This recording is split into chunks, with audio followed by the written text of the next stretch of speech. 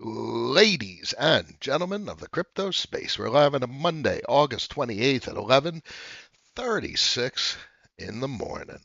Levels of weirdness as seen by the abstract art in the background of this imagery. I got a fancy orange suit on.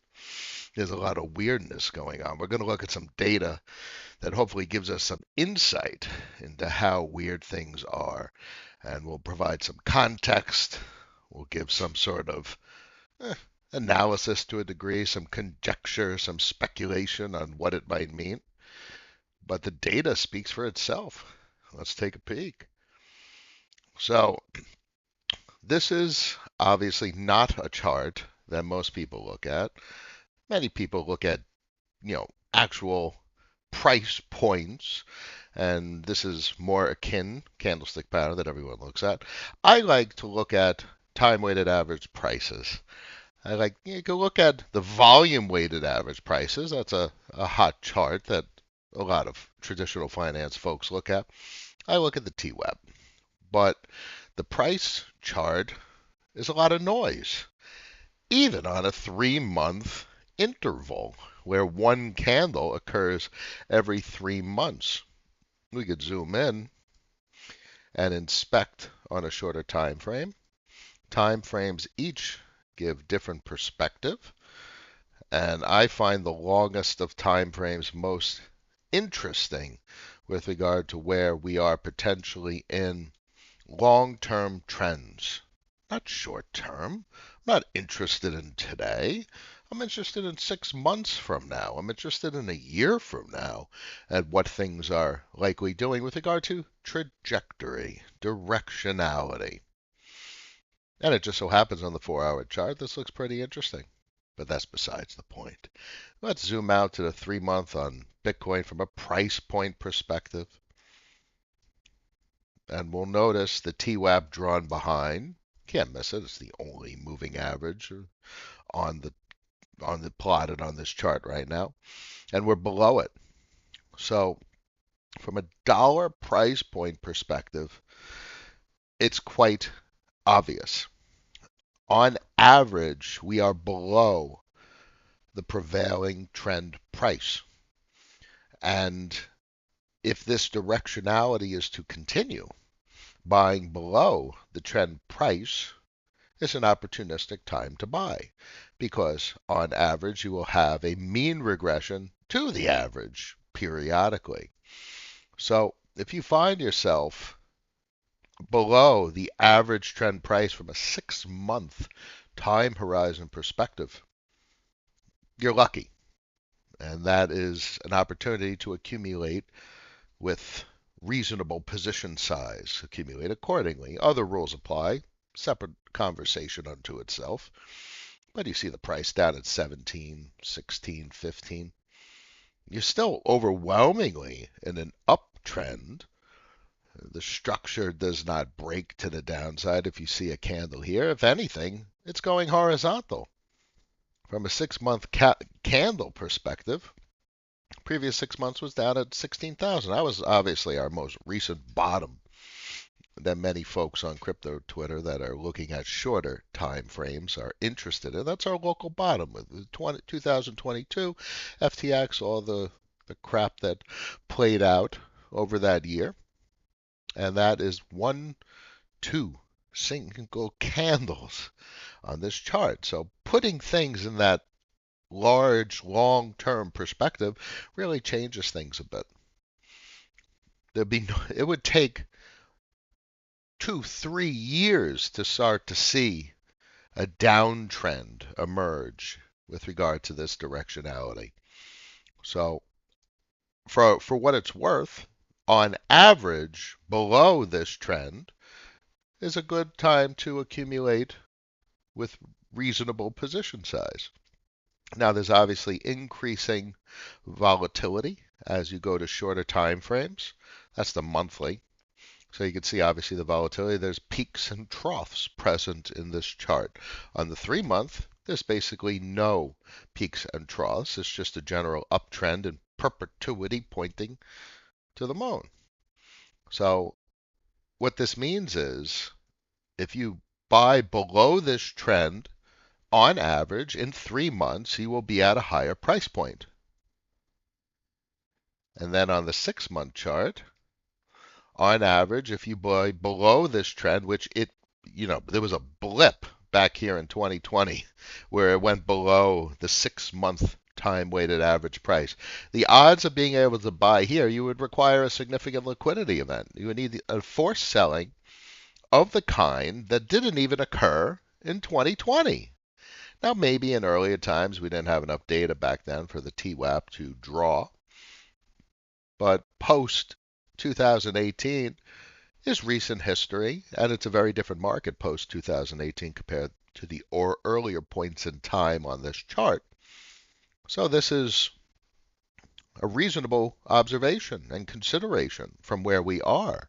And this is, a topic that many folks would probably like to hear me talking about is what are good buy prices? What are good sell prices?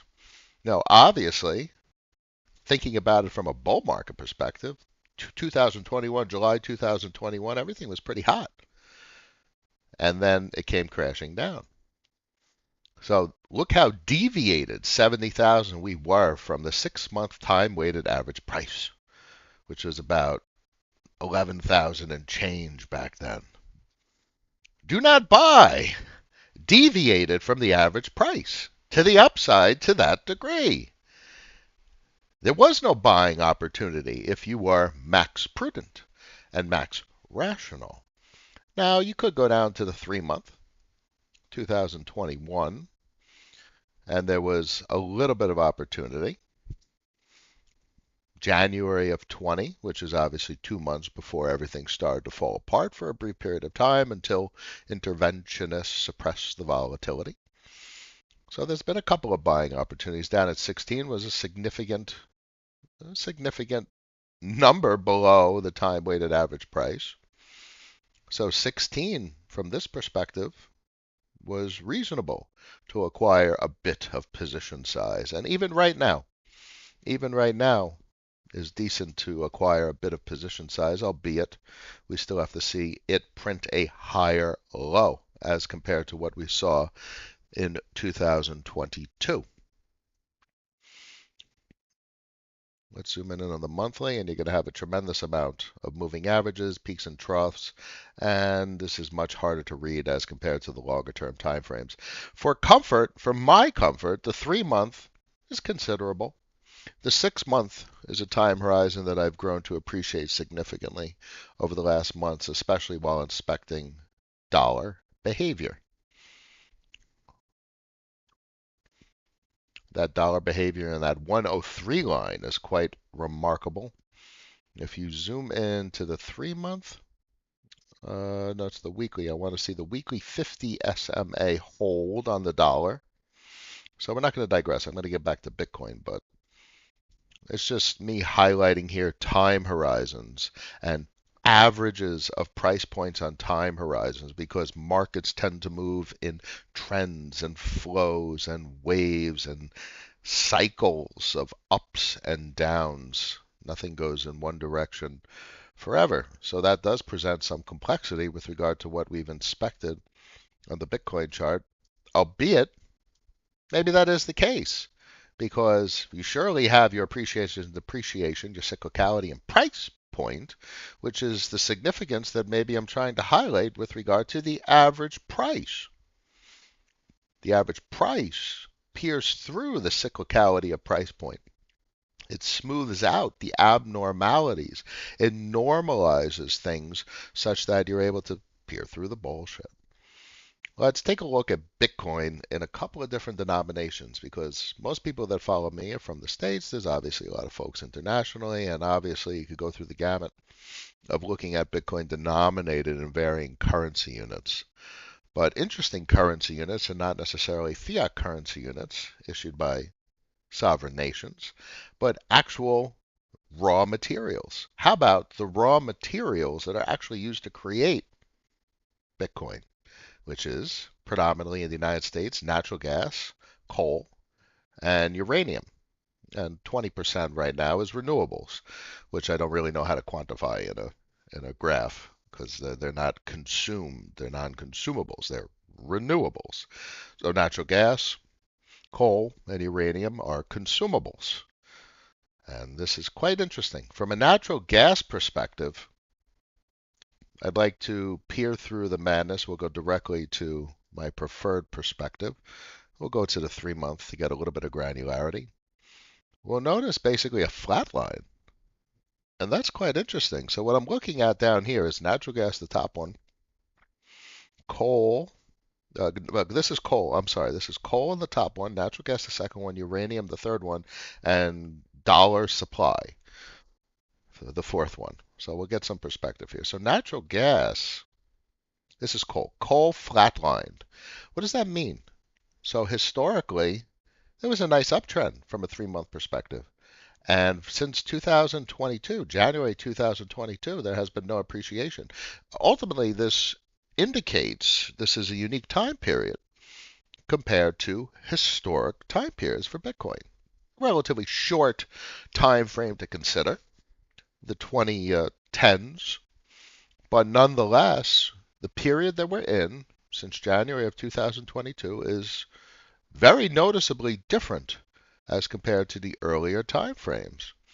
So does that probably means accordingly what we've been saying a lot lately is this time it's different. Something is going on with regard to commodity prices. Something is going on with regard to available liquidity in the system, because if liquidity in the system continued to increase, this chart would have continued to increase, and you'd see the divergence between available liquidity putting upward price appreciation pressures on Bitcoin as compared to relatively limited supply natural gas resources.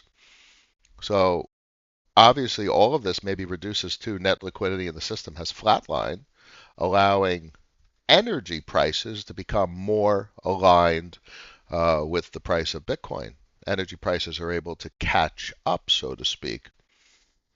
Whether that's good or bad, obviously it's potential opportunity if we're supposed to have cyclical continuation to the upside as liquidity conditions improve in the next year or two, as governments require it to maintain social civility.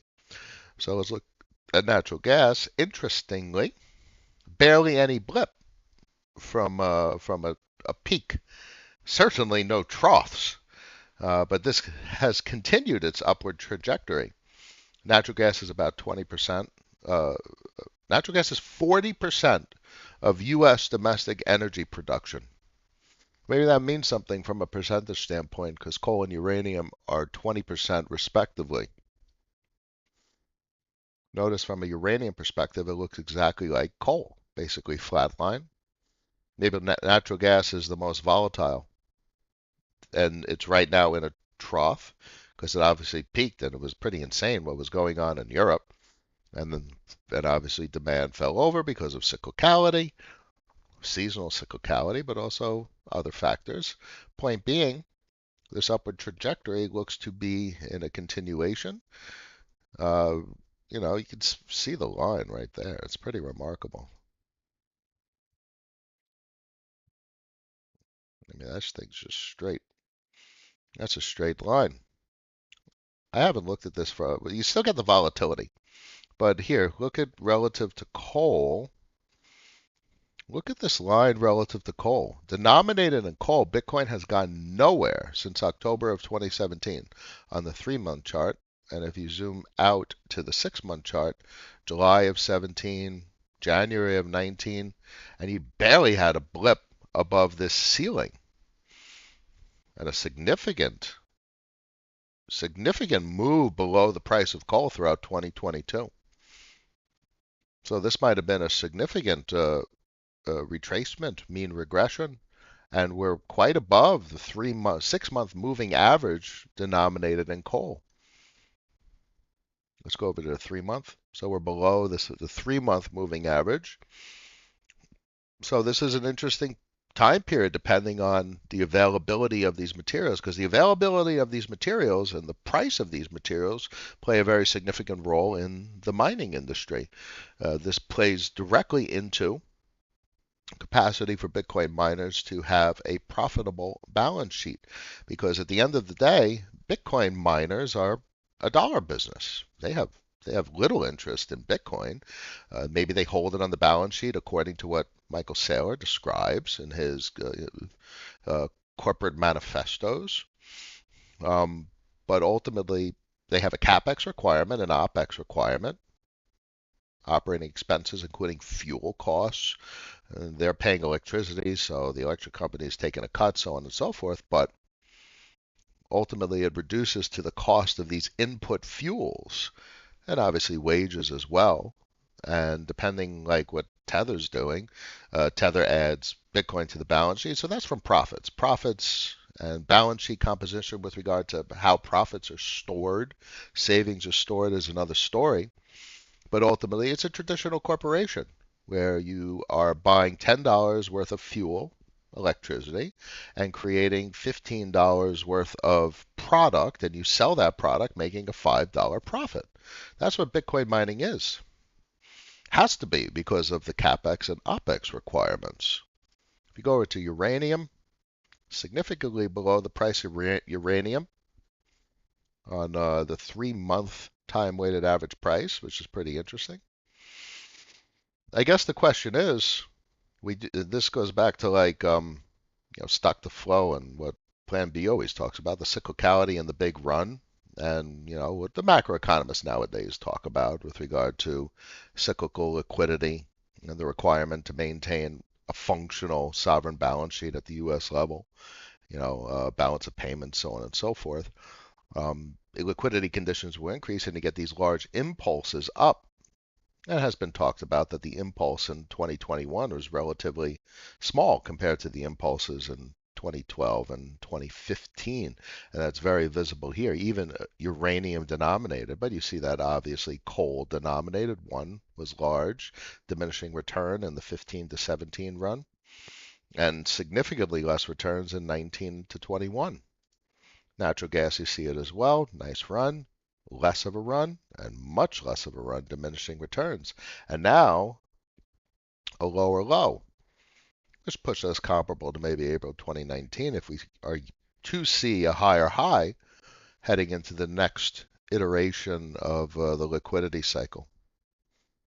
And even dollar denominated is very comparable. So this is money supply. So this is natural gas, this is coal, this is uranium, and this is money supply. So you see the same cyclicality, but from a moving average perspective, all of them are nicely below the 3-month moving average. Uranium the most, natural gas it's above, and coal. Whether we're in a opportunity from a purchase perspective is another story. Can we see further downside? Of course, but I'd probably if you're I don't think we're going to get 6-month. Look at that. Look at natural gas. We are significantly above the 6-month TWAP. So relative to the primary energy input to produce Bitcoin in the continent of the United States, we are significantly above the moving average. We're talking about almost a 50% retrace. That's quite interesting. Let's look at this. Let's put up a percentage. So you could easily see a 40% drop from here. So this gives reason to be hesitant and always have a little bit of cash to be able to purchase below the average price natural gas denominated. Look at that. You can have a 40% drop in Bitcoin price from where we are, and you're overwhelmingly in an uptrend. And that's meaningful. An uptrend means you're heading in a direction, an appreciative direction. So this chart indicates a significant depreciative event for Bitcoin is quite possible. Got to remember the pressure on these charts is towards the average, and especially looking at 6-month and 3-month time horizons.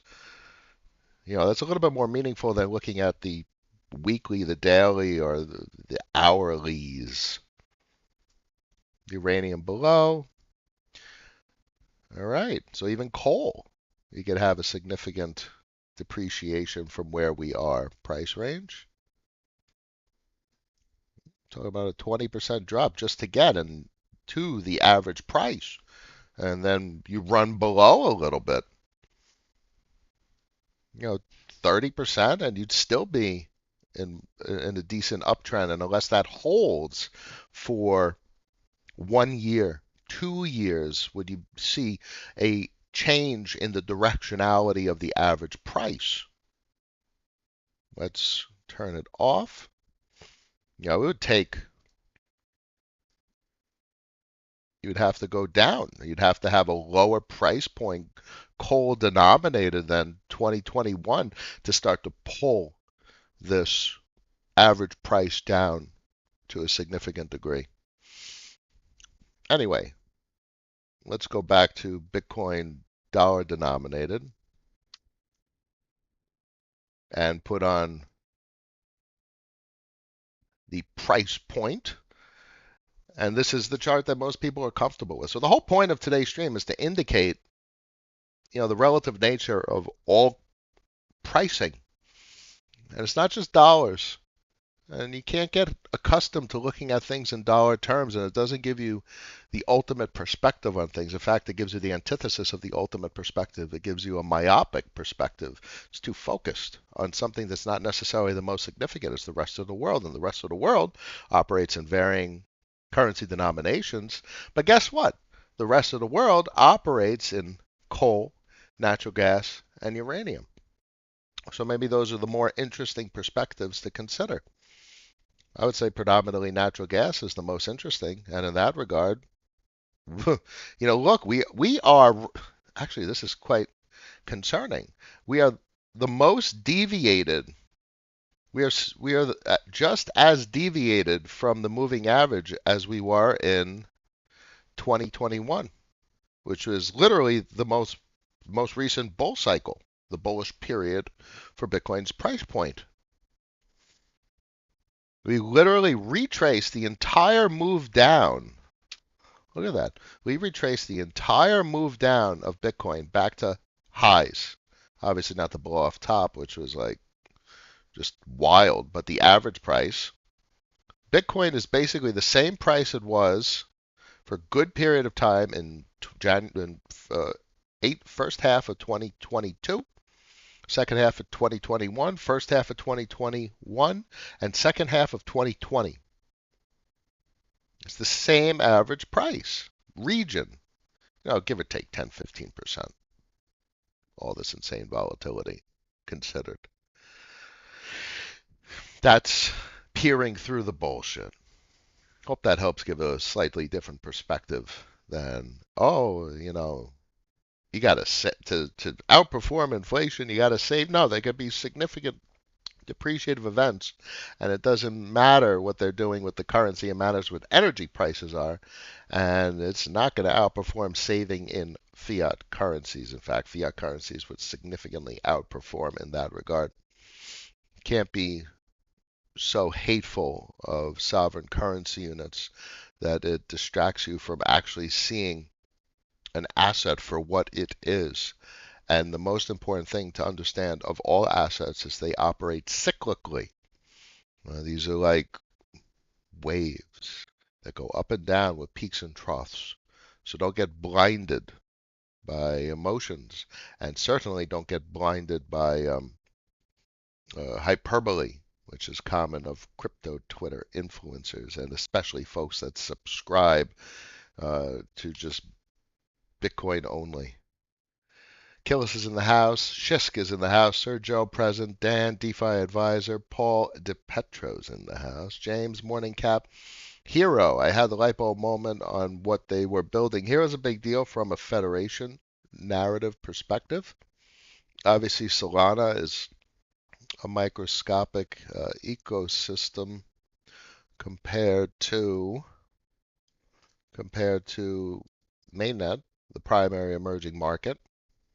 $124 billion worth of stablecoins remain in crypto markets. Over half of them are on Ethereum mainnet, marginally positive some week over week on Ethereum mainnet. That's nice to see, but obviously Solana is way less than $1 billion. Oh my goodness. Look at that. It's not way less than $1 billion. $1.5 billion worth of stablecoin liquidity. Quite negative sum week over week. So there's all the volatility you need to know. Um, but from the story perspective that you're talking about, James, I happen to like what they're building. I know the teams, I know the devs, and look at all the downstream protocols that are either using like Nolo, that's using the liquidity resources and the networking reach from a marketing standpoint and from a functionality standpoint of the Hero network. So that's nice to see. None of this means up only because of all the volatility we just talked about, but I think it has the potential to garner attention, garner capital inflows, create velocity, and from velocity comes revenue, and from revenue that gets distributed to owners. An opportunity unlike anything in traditional finance, in a proto-emerging market, a microscopic emerging market. So what if the liquidity in here went to $20 billion and that kind of capital inflow occurred? You know what kind of price appreciation you'd have on the assets? And $20 billion is basically zero from a macroeconomic standpoint. And it's still 66% less than what the hell is going on in Ethereum mainnet in a drawn down liquidity environment from a global financial perspective. This is basically zero relative to global financials. So those are your micro caps from a federation standpoint perspective. At this point, there's only one real federation in all of the crypto markets that has an expanding set of consuming protocols that are producing cash flow and disrupting circulating supply, creating the recycling and sterilization effects we talk about. And that's the Curve ecosystem. Or a balancer certainly has its flows, its revenues, and its capacity to finance liquidity depth, offer liquidity financing services in a capital efficient fashion. It does it very well. And we've talked about that, but it doesn't have the sterilizers and the consumers to the extent that we've seen, especially of late, for the Curve Federation. And that those are the metrics that I find most interesting. It's not even the price points. I find, look, if we see a protocol come online that's designed to wrap Aura, make it an LSD, obviously, it would be removing circulating supply and sterilizing excess supply. So that would be generally appreciative considering inflow of capital. So sterilization and recycling don't just create appreciation that decreases supply, which increases volatility. So you combine increased volatility with a direction, with capital flow, pushes that volatility in the upward direction. So that's why we have the opinion we have of the Aura and Balancer Federation. But as you mentioned, Hero has these overtones as well. A central liquidity provider that's able to provide tools and services to consuming third parties. So you're able to see that relationship. So that's about it. None of this exists anywhere else. No one has built anything that has even close overtones to these three particular organizations. And I find that fascinating. I love that because everyone runs around scrambling, figuring out what to do in crypto markets.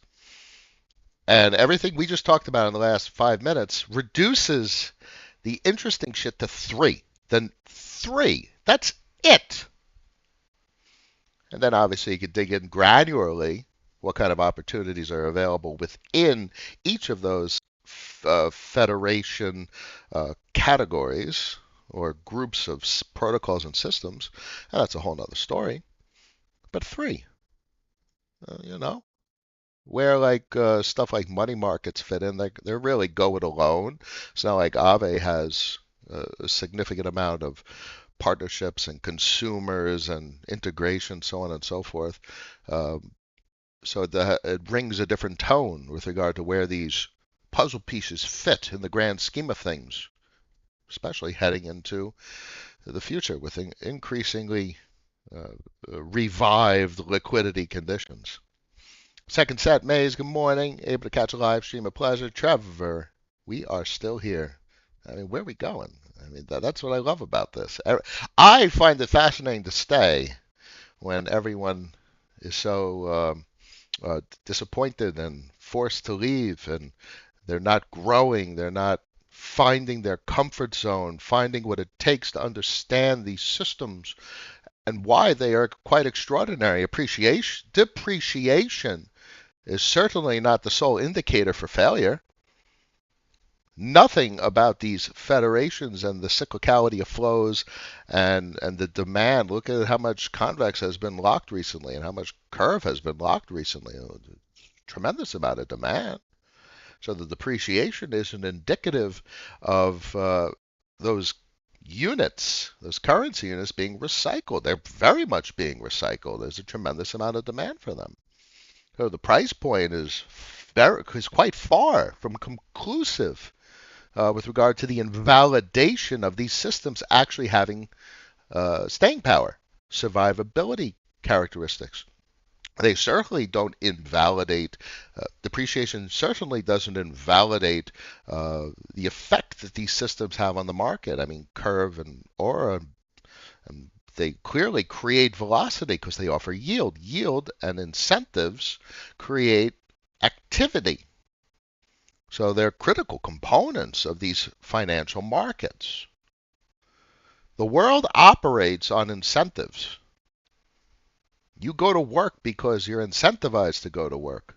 Your salary is an incentive system devised when they crafted what the dollar is going to be. It was different hundreds of years ago in different financial systems and different empires. But that's the incentive system used to organize labor and incentivize civility, where you don't have to fight someone else for some food.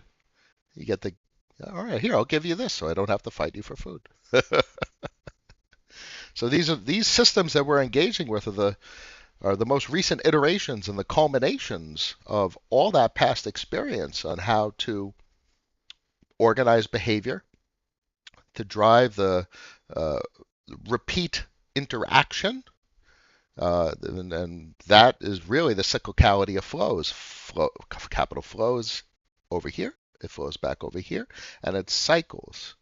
And that's probably the biggest takeaway from all the shit I talk about is the cyclicality of capital flows. And it's clearly not just in the crypto markets. You look everywhere. The whole world runs on the cyclicality of flows. And that's what the Fed does. And they try and dampen the cyclicality of flows to slow down the system, as a phrase you often hear.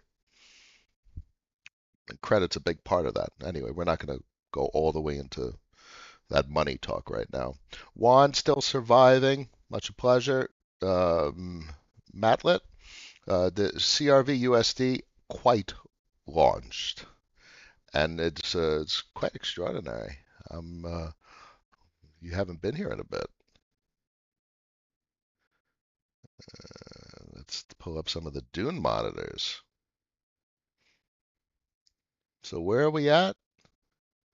CRV USD, 112 million dollars of CRV USD is in existence, collateralized by $128 million, producing probably on average 2% interest. So, what happens in 5, 10 years if this is 10 times $1 billion, 100 times $10 billion, 2% on $10 billion distributed to VCRV owners? I mean, that's really what I find the most interesting. Because there's one thing for certain: an immutable protocol will exist in the future if it survives, if there's not a failure or a mistake, and the code can't change. So it's not like, oh, let's take it down. It's either going to work or it's not. And I like binary bets. I like binary reality because that simplifies the equation. If this continues to exist, it's going to be fascinating to watch this play in a global macroeconomic system that has, 2 times the amount of liquidity in the next 10 years. twice the liquidity, 100, 200, 500 billion dollars flow into crypto markets. It's going to be fascinating to see what these systems do. Tano, did your lick market share and curve pools increase after the recent events with Aave? Also, you didn't lose any funds. Um, my position size for curve has remained the same since end of 2020, 2022. I have not acquired any more. I've done 3 transactions in 2023. Uh, did we acquire Aura at the beginning of 2023 or was that the end of 2022? In any case, the Aura position either at the beginning of this year or the end of last year, it was that microscopic YOLO position on Solana. Did I acquire Hero this year? Anyway, point being, I've done like 5 transactions all year, give or take. Don't don't uh, don't count them on me, but it's not hundreds. It's not unknown. It's not I didn't know what activity to engage in. These were all carefully thought out behaviors, considering market conditions and how much free cash I have. And we bought Convex most recently. Was it a week and a half ago? I think I mentioned it on Discord to folks. It was that historic position size that I had from a couple years back, and I wanted to acquire that position size again. Where's Convex right about now? Convex ETH-denominated. So look at that remarkable depreciation. Is that curve? CVX USD. Wrong ticker. Let's zoom in. It obviously has a short history. So obviously lower highs. 280 was basically my entry price. Maybe with slippage, I got in at like 282, 283.45, something like that. But this looks pretty nice. I like this price point. At this price point, it appears to be producing about 25, 26, 27% APR. And that's the whole point. That's the calculation of my mind. What's the risk-free rate? Let's say 5%, give or take, money market fund. If the risk-free rate is 5%, what kind of risk to principal volatility do I need to take to get what kind of return? 27%, I'm okay with significant volatility in my principal valuation, especially considering the position size I took. 27% is a lot of return. And it has nothing to do with the price point, not entirely, because most of the cash flow, that 27%, is derived from external sources of revenue. So as the price of CVX goes down, that APR goes up as long as the cash flow is consistent, proportional to cash flow, and inversely proportional to the CVX price point. So at this price point, I felt the reattaining that historic position size I had was palatable. It was decent. I was comfortable with it, where I don't have to really watch the volatility of the price point, and I can enjoy the bi-weekly cash flow returns that it offers. And 27% is remarkable compared to the risk-free rate. You have to pay significantly above the risk-free rate in order to entertain a position. Otherwise, what's the point? And that's why I completely invalidate basically real estate. Who the hell's buying that kind of uh, principal size position for 4% or whatever the hell real estate APRs are on average considering rental income? They just don't make sense. They don't make sense at all. So these types of positions make great sense to me, especially considering the potential future liquidity inflows. You don't have that potential scenario available for traditional, dividends and equities. And I don't want to be subject to subjectivity of boards and humans and capital raises and all that bullshit. So that's why this position made sense for a person like me. Hope that helps. Brian, happy Monday. Much a pleasure. Basket, what we thinking about Chinese stimulus measures?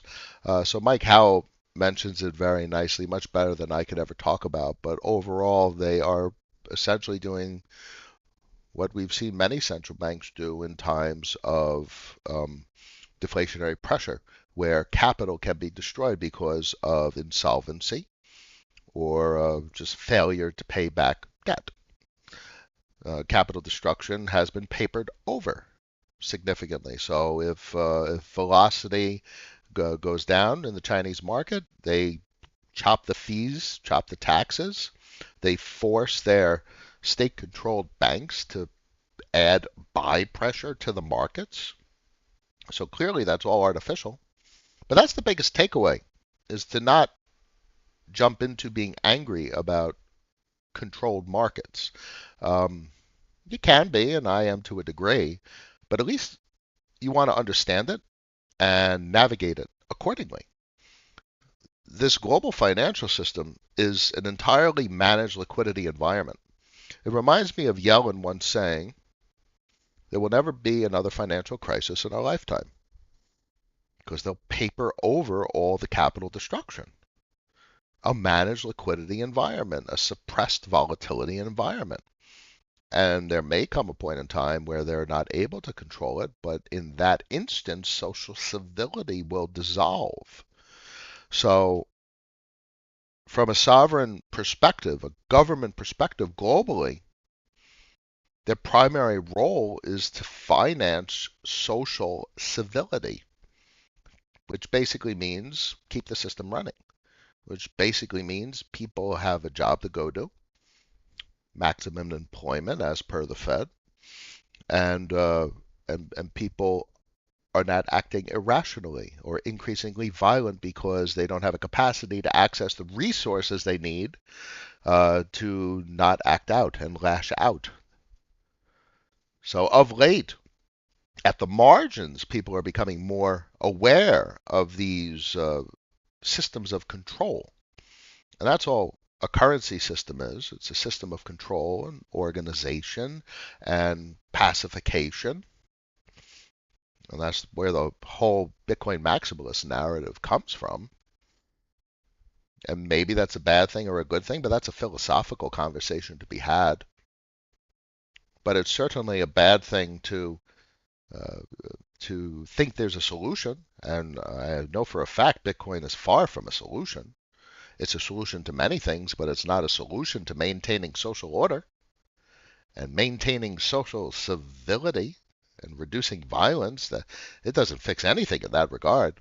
It has a much more complicated reality. That's like nation state planning that's and social programs and organization of government. That is way more than just a monetary system. So Bitcoin fixes things, but just not the things that many people think it fixes. So just stay rational. Don't get angry at the reality that this is a controlled liquidity environment, that this is a completely managed system. Has it not? I'm pretty sure it's been like that the entirety of our history. If you dig back in, we didn't have the information access that we have nowadays, but if we had this kind of information back in time in the 30s, 40s, 50s, 60s, 70s, 80s, I'm sure you could see these types of activities, these types of behaviors, these types of regulating authorities, and all they're doing is managing liquidity and managing metrics, all in an effort to maintain social civility, because that's the whole point of government. So overall, Basquiat, I expect the system to be relatively stable in the short term. I expect the trend to continue with regard to a negative sum environment, marginal depreciation. I expect the reality that there's significant chances for deflationary impulses, significant disruptions in liquidity to occur to the downside. Exactly what we see here on Bitcoin denominated in natural gas on the 3-month even. So why not expect a there we go. Why not expect a 20% depreciation in the Bitcoin price? And what does that mean? That's a blip. 20% is a blip. We literally came from 79% in natural gas denomination. Bitcoin is up 384% from bottom in 2022. That's a hell of a rally. So it's just most folks denominate in dollars, and they're not thinking in the price of things denominated in something else. That's a hell of a rally since 2022, 384%. So a mean regression makes sense. So maybe natural gas appreciates. Maybe this is the opposite of the chart, would indicate there's great potential for natural gas to have a rally, a significant rally. Natural gas could rally 13% from here, and it would just be catching up to the Bitcoin price. Or Bitcoin can depreciate 10% and catch up to the natural gas price. Just food for thought. I will not be surprised for depreciation, but that's the whole reason we talk this stream, and I'm going to wrap it up in a couple minutes. Is the price point and the volatility. They cloud a sustainable way of engaging with the markets, identifying things that are going to survive, identifying infrastructure, identifying things that have value, and value to me is cash flow, because cash flow pays bills. And then, in theory, you could chart your cash flow over time. And frankly, I have a bit of data of that because this has been my standard operating procedure since the beginning of 2022. So I have a solid 12 months, 16 months, 12 to 16 months. I haven't looked at QuickBooks in a bit, of data indicating that cash flow has been pretty steady. It's been volatile, but it's pretty steady. And that's quite interesting. So if cash flow remains steady during bearish market conditions, I'm quite excited for cash flow to increase when a positive sum environment comes back to the crypto markets and price action starts trending towards the upside as liquidity conditions improve. As folks are focusing on price point going nutty, I'm excited for where things are going. There's nothing to fear in these markets. They're productive. There is obviously a complexity when the markets are used in a certain way, like you're using a market to turn $1,000 magically into $1 million, and that's not necessarily a sustainable methodology such that we discuss. That's a biological methodology where you're trying to take capital from other people to have it for yourself so you can own productive enterprise. And that's the passive approach, traditional dividend investor methodology. Now, obviously, the thing that nobody wants to hear is how do you get your initial capital to own these types of enterprise? And that's where historically persons worked, or did side jobs, or did something innovative, invented something, sold something, wrote a couple of apps, just gone, I don't know, YouTube videos and that kind of revenue. So there's plenty of ways to make money. We talk about how to manage money and how to manage money in a passive way.